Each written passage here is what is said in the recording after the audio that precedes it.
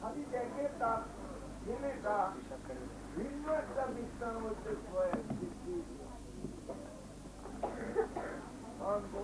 প্রতিষ্ঠা করলাম, ঠিক আছে আমি প্রতিষ্ঠা করলাম, ভয় পাবো তুমি হয়তো আমার চিন্তা বিছানায় এক বিছানায় শোয়াতে মিলবে তো এগুলি একটা বাসে এগুলি সব মারা যায়। এখন এগুলি পুষ্প হইয়া আর আমারে দেখছো যে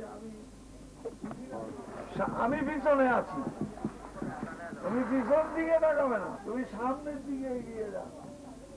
আমি বারবার নিষেধ করি পিছন দিকে একবারও তাকাবে, মানে তখন তুমি তো কথা অনুযায়ী সামনের দিকে আগে যাইতেছে। এখন উনি কানে শুনি যে পিছনে যেটা পুরো কাণ্ড হয়ে যেতেছে, গাছ পালা ভাই গিয়া যেন সব চুরমার হয়ে যাচ্ছে। একবার ভাবে যে একটু দেখি, আবার ভাবে যে তাস্তি নিষেধ করছে দেখার জন্য, ওই জন্য পিছন দিকে তাকাইয়া ভালো করে দেখেন কি যে হইতেছে। খালি ওই শব্দটা যেন একটা বড় তুফান আসলে যে অবস্থা এরকম, মানে তখন কতক্ষণ মানুষ সাহস টিকে রাখতে পারে, একটা সীমা আছে তো।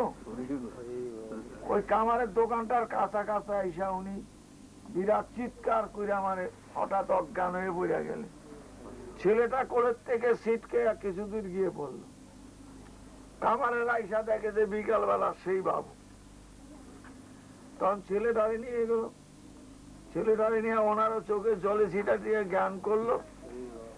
জ্ঞান করে বললেন, কামারেরা বললেন আপনাকে তো আমরা নিষেধ করলাম, আপনি তো আমাদের নিষেধ মানবেন না, জোর করে যাবেন।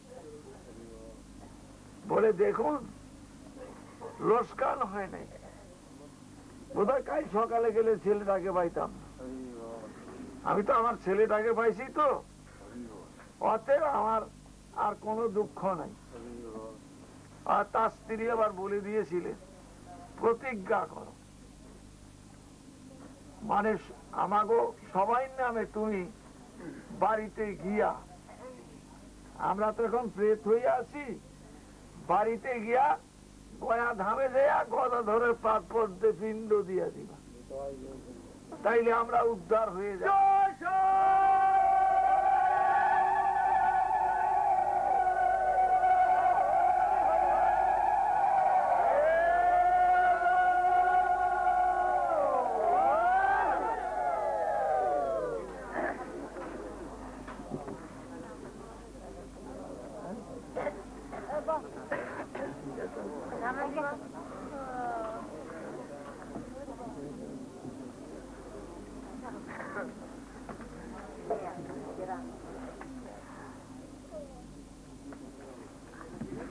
মানে সেটা পূর্ণ হয়, কয়া যখন পিণ্ড দিল মানে তখন কাজটা তার পুরোপুরি হয়ে গেল। পুত্রের যা কর্তব্য সেটা তার পালন হয়েছে। তাইলে এখন দেখুন কয়াসুরের মস্তকে ভগবান কৃষ্ণ চরণ দিয়েছে। কয়াসুর কিন্তু ভক্ত ছিল, বাল্যের থেকে প্রহ্লাদের মতো কৃষ্ণ গুণ কীর্তন করতেন। তবে এখন এইভাবে এটা তার সাধন, ভগবান কৃষ্ণের সঙ্গে যুদ্ধ করা। তাইলে অসুরকে সেনা ভগবান সংহার করতে পারবেন, ভক্তের পারবেন না, কারণ কয়াসুরের আর নিধন করতে পারে, কিন্তু ভক্ত নিধন করতে ইচ্ছা করে না। কয়াসুর ভক্ত, ভগবান তো যুগে যুগে এই অসুর বিনাশের জন্য, ধর্ম সংস্থাপনের জন্য, সাধু পরিত্রাণের জন্য ধরাধামে আসে। এখন কয়াসুরের যুদ্ধে হিমশিম খাইয়া গেছে। গয়াসুর কৃষ্ণ নাম করতেছে, আবার কৃষ্ণের সঙ্গে যুদ্ধ। এখন ভগবান কৃষ্ণ তো বিপদে পড়ছে, এখন করতেছে এই গয়াসুর তুই আমার কাছে বলা যায় ঠিক আছে, আর কতক্ষণ যুদ্ধ করো, কতক্ষণ যুদ্ধ করো, ওষুধ হইলে তো অনেক আগে শেষ হইয়া যাইত। কিন্তু ভক্তকে তো মানে ভক্তের ব্যাপারে বলেছেন যে আমার ভক্তের ধ্বংস নাই, আমার ভক্তের বিনাশ না, আমার ভক্তের নিশ্চিন্ন কথা, সেই ভক্তেরকে আবার নিজের হাতে নিধন করবেন, তাহলে তো একটা নূতন ইতিহাস সৃষ্টি হয়ে যায়।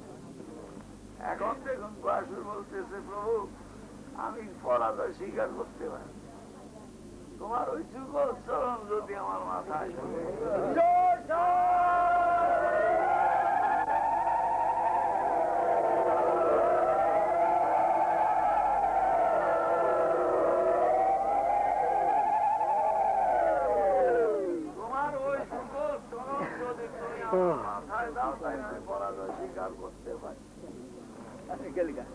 মানে তখন দেখুন ভগবান কৃষ্ণ বলেছেন বলে আর একটা কথা, তুমি যে চরণ আমার মস্তকে দিবা, এই চরণের মধ্যে যে হিসাব পিতৃপুরুষ মাতৃপুরুষ মানে যে অপমৃত্যু যার মৃত্যু হয়েছে উদ্ধার হয়নি তাদের পিণ্ড দান করলে সঙ্গে সঙ্গে তারা উদ্ধার হয়ে যাবে, এই প্রতিশ্রুতি আমাকে দিতে হবে। ভগবান কৃষ্ণ তখন গয়াসুরকে সেই প্রতিশ্রুতি দিলেন, আর গয়াসুর তখন পরাজয় স্বীকার করেন, গয়াসুর পতন হইল, গয়াসুরের মস্তকে ভগবান কৃষ্ণ দুর্লভ চরণ দিয়ে ওই জন্যই বলে গদাধরের পাঁচ পথ, গদাধরের পাঁচ পথে বৃদ্ধ দিতে হয়, গদাধরের ভগবান কৃষ্ণ ওই চরণ আছে সেইখানে। দেখুন মানে সেইখানে যারা আছেন পান্ডা পূজারী যারা আছেন তারা এত সুন্দর ভাষায় এগুলি বর্ণনা করতে পারে, মানে তখন মন তুলে যায়, রাখা যায়, মানে যাত্রীদের বলে যে আপনারা দূরের থেকে এসছে, যে দুর্লভ চরণ বেশি ধ্যানে সাধনা না পায় সেই চরণ এই সাক্ষাতে আপনারা দর্শন করুন। তারপরে দেখুন মানে সেই পূজা যখন হয়, তুলসী পড়তে পড়তে পড়তে পড়তে পড়তে পড়তে সম্পূর্ণ ডাঁটাটা ঢেকে যায়, তার নিচে একটা নতুন কাপড় বিছে আছে, পাঁচ পদ্মের উপরে নতুন কাপড় বিছে আছে। মানে যখন পূজা শেষ হয়ে যায় মানে তখন কাপড়টা উঠাইলে তখন ওই চরণের ছাপ ওই কাপড়ের মধ্যে থাকে, তখন দেখায় দেখুন এই যে চরণ এই বস্ত্রের মধ্যে উঠে গেছে, একেবারে বাস্তব প্রভুর লীলা, এর ভিতরে আর কোন মানে ব্যতিক্রম নাই। তাহলে ভাগবত জয় নিতাই গৌর হরি ভগবান দুর্লভ ধনমূল্য ধন, তাইলে আমাদের দেহের ভিতরে পরমাত্মা আছে, এই পরমাত্মাটাই যেন আমাদের সবকিছু ইন্দ্রিয় মন ইন্দ্রিয় এদেরও কোনো ক্ষমতা থাকে না যদি পরমাত্মা না থাকে। এখন দেখুন দেখা যাইতেছে কারো যদি দেশ থেকে পরমাত্মা চলে যায় তখন সবকিছু তার শেষ হয়ে যায়। এখন দেহের ভিতরে ইন্দ্রিয়গুলি শৃঙ্খল, মন উশৃঙ্খল, মানে কেউ কারো কথা শুনে না। এখন মন রাজা সবাইকে দায়িত্ব বলছেন, দেখো আমি যখন তোমাদের দেহের মধ্যে রাজা, আমার অধীন হইয়া সবে চল, তখন অন্য ইন্দ্রিয় বলতেছে আর সরকারি চুরিতে কাজ হবে, আপনি সবাই উপর আধিপত্য করতেছেন, আমার ক্ষমতা কি কম? সামনে মনে মনে চিন্তা করলে কি হবে, আমি যদি না হাঁটি হাতে করে তোমারটা রাখো, আমি যদি না ধরি মনে চিন্তা যায় ধরলে কি লাভ হইব, আমি যদি আস্বাদন না করি। সবাই ভিতরে অহংকার, মানে চোখের ভিতরে, তারপরে জিহ্বার ভিতরে, সবাই সবাই এখন ভাবতেছে আমি একটা, আমি তো ক্ষমতা কম রাখি। আর ভিতরে থেকে পরমাত্মা হাসতেছে, বলে সবাই মানে এই সমস্ত সব জাদু দূরেই আমি যদি চলে যাই। তখন পরমাত্মা সবাই ডাইকা বলে, দেখো একটা কথা, আমি যে তোমাদের দেহের ভিতর আছি, আমার দেখি খোঁজ খবর নেব না? বলে আপনি বুঝি আমার ক্ষমতা লোভ হয়েছে, আপনি দেখি আমার আমাকে ঝামেলার মধ্যে আসেন, আপনি সাপের মধ্যেও নাই, ফাঁসের মধ্যেও নাই, আপনি নিরিবিলিতে আছেন, নিরিবিলি থাকবেন, আপনি আবার এই সমস্ত ঝামেলাতে আপনি আসেন কি কারণ? বলে আমি বুঝি ঝামেলাতে আসি। আপনি কি করেন? আমি তো ভিতরে চুপচাপ করে আমি কি ক্ষমতায়। তার পরমাত্মা বুঝাইল, আমি না থাকলে চোখ তুমি দেখবা না, কান তুমি শুনবে না, জিহ্বা তোমার আস্বাদনের শক্তি থাকবে না, পা তোমার হাঁটা চলবে, যদি মিথ্যা কথা, একের কাছে মিথ্যা কথা আমরা ইয়া মানি, আমাদের এই সমস্ত কথা। শেষে বলে, দেখো এত উচ্ছৃঙ্খল হয়ে গেছো, আমার মানো না, তবে আমি তোমার করে একটা নির্দিষ্ট টাইম দিলাম, এর ভিতরে যদি আমার অধীনতা স্বীকার করো করো, আর যদি স্বীকার না করো তাইলে আগামী মঙ্গলবার বেলা 12টার সময় তোমাদের এই কুসংসর্গ ত্যাগ করে আমি অন্যত্র চলে যাব। বলে বেশি হইতে না, গেলে যান, থাকলে থাকে, আমি থাকলেই দেখি আর না থাকলেই দেখি। আমি না থাকলে কি, আমি যখন যাবো তখন বুঝবা, এখন আছি তো, এখন আমার মূল্য নাই, কিন্তু যখন যাবো আমি আমার যে কত দরকার সেটা বুঝতে পারছি।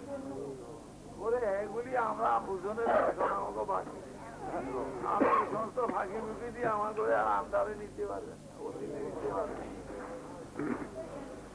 তখন পরমাত্মা বলে, তোমরা প্রস্তুত, আমি 12টা বাজে আসবে, কি যে টানাটানি চাইতে চায় না, এই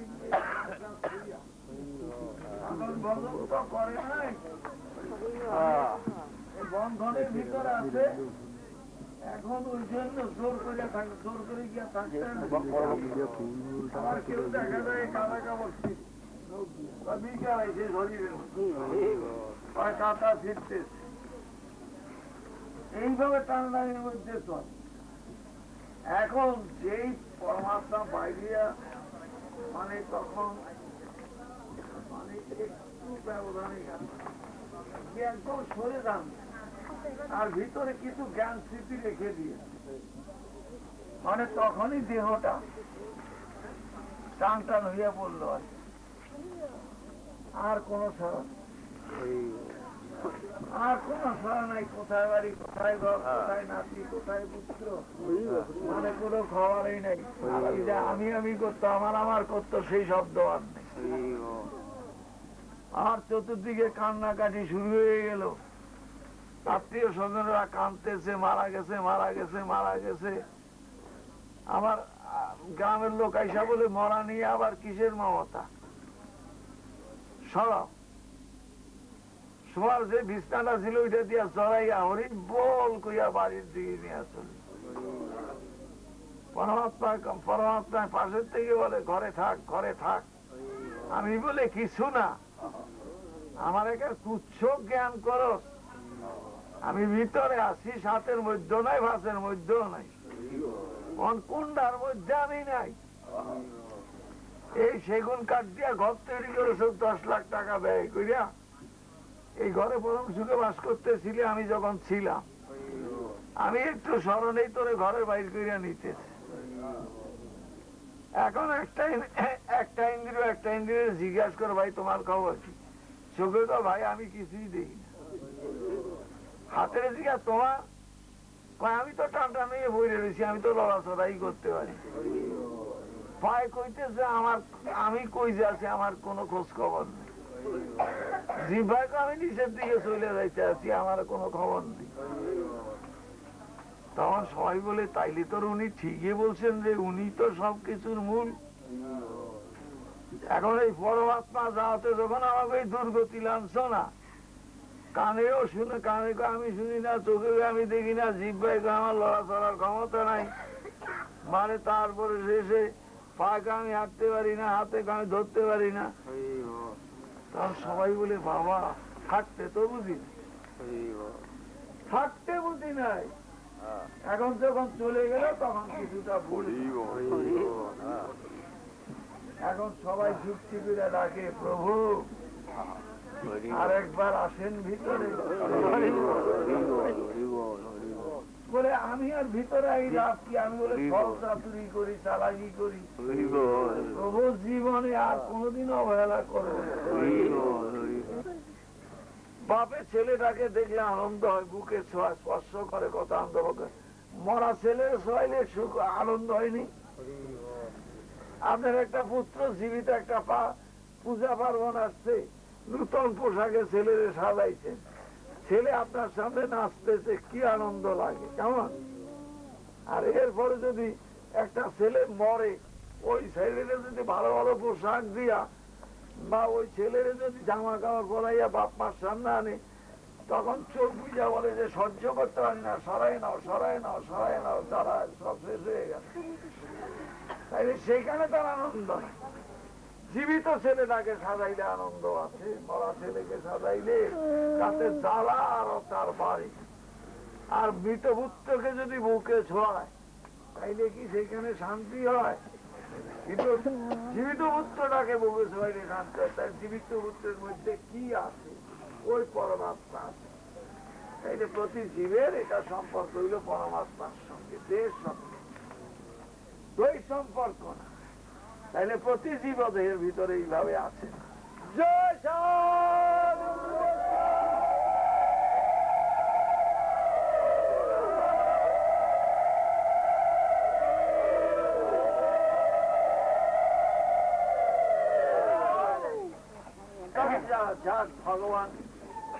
ভগবান যুগে যুগে লীলা করে, ভগবান সব জায়গায় আছে, যুগে যুগে লীলা করে। ভগবান গীতায় বলছেন আমি অবতার হইয়া আমি আসি, মানে সে জানতে পেরেছে, মানে তার প্রিয় ভক্তি দৈবকীর অষ্টম গর্ভজাত সন্তান তার জীবন নিধন করে। এখন মা দৈবকীকে